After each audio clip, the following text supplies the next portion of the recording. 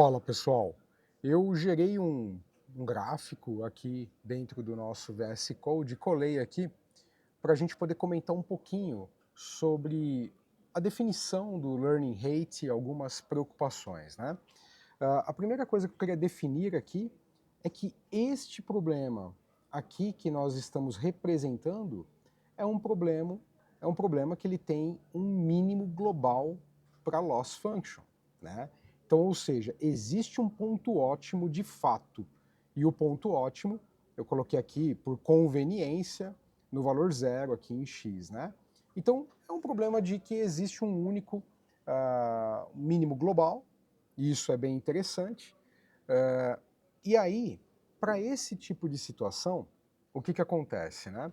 Se você tiver um alto valor de learning rate, isso pode acontecer o seguinte. Vamos falar o que é um alto valor de learning rate típico, algo do tipo maior do que 1e menos 2, né? Ou seja, 0,01. Alguma coisa maior do que isso já é na casa aí dos... A gente já começa a considerar como um valor alto para learning rate, né? Então, ora essa bolinha vermelha, ela pode estar... Deixa eu pintar de vermelho aqui, né? Ora ela pode estar aqui, e aí o próximo delta de correção pode levá-la para cá, depois ela pode vir para cá, né?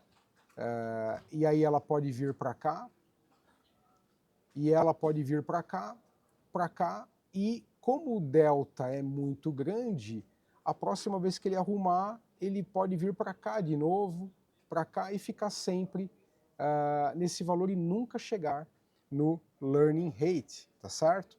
Então isso é uma preocupação importante que nós temos que ter. Os valores altos de learning rate acabam atrapalhando o processo de convergência, tá?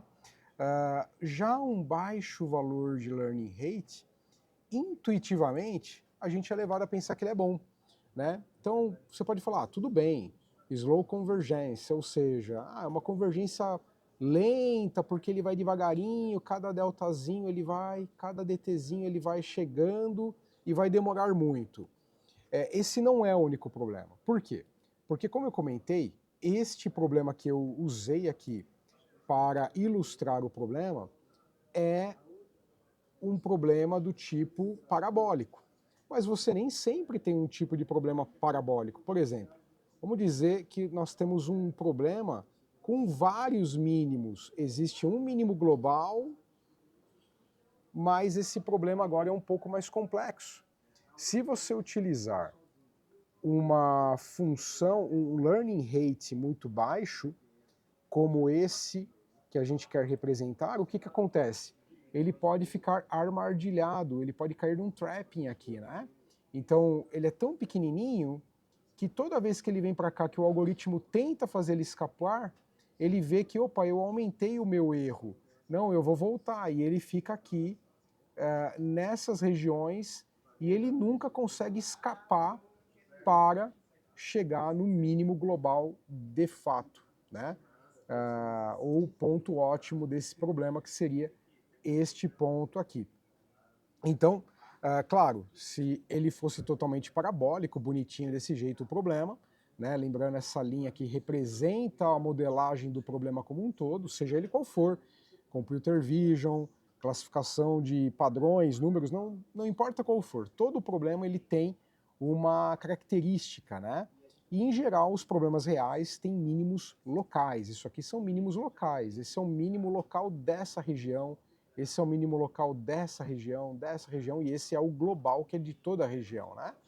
Então, não é só o problema da slow convergence, mas também do entrapping, né? Do efeito de ele ficar armadilhado num ponto, no mínimo local, tá? Portanto, esses valores muito baixos a gente costuma chamar aí, ou dizer, é difícil, não é uma coisa fixa, porque também depende do problema, mas em geral valores menor do que 1 e menos 6, né? já começa a ser um valor que a gente já, opa, é um valor pequeno mesmo, tá? Então, em geral é isso. Agora, valores entre esses extremos, nós temos aqui o optimal, né?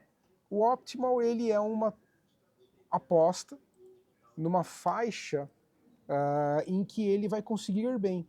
Ele vai ter uma convergência ok, né? Ele não vai demorar muito, mas também não vai ser tão rápido.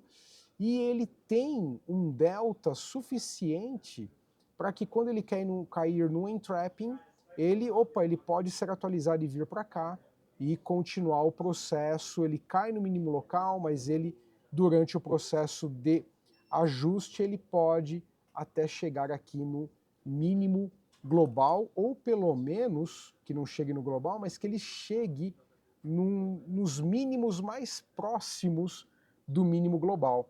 Essa é uma discussão importante porque muitas vezes você não vai ter um modelo perfeito, né? Porque nem sempre, e na maioria das vezes não temos, como modelar o problema da forma como nós estamos vendo aqui em 2D. Os problemas são de multidimensões, muito complexos, e a gente precisa trabalhar com alguns números que possam fazer sentido. Então, 5 a menos 3, 1 a menos 3, 1 a menos 4, alguma coisa dentro dessa faixa.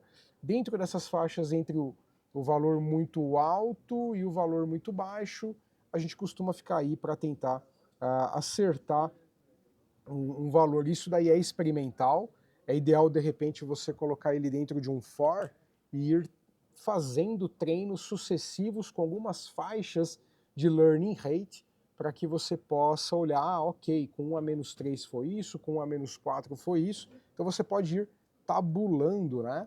Você pode montar aqui, olha, com 1 e menos 2, qual foi o valor de loss? Você tem que montar um método, 1e menos 3, 1e menos 4, 1e menos 5, 1e menos 6. Anote os valores desses casos e verifica, olha, ficou aqui entre menos 4 a menos 5.